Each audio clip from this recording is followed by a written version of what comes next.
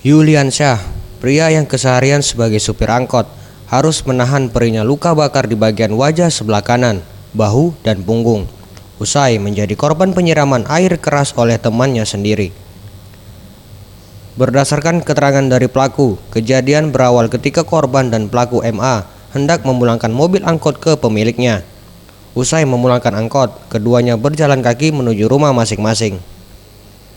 Saat di tengah perjalanan, tersangka pelaku disenggol oleh pengendara motor.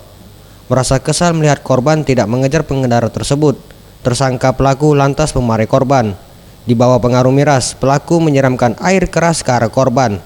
Setelah melakukannya, pelaku langsung melarikan diri.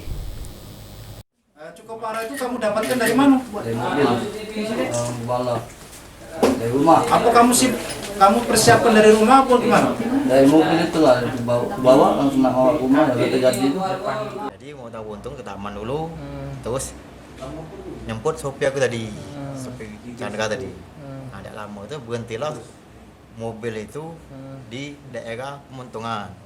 Nah, pas mobil itu stop, aku turun langsung di situlah. Tim Liputan, Sriwijaya TV.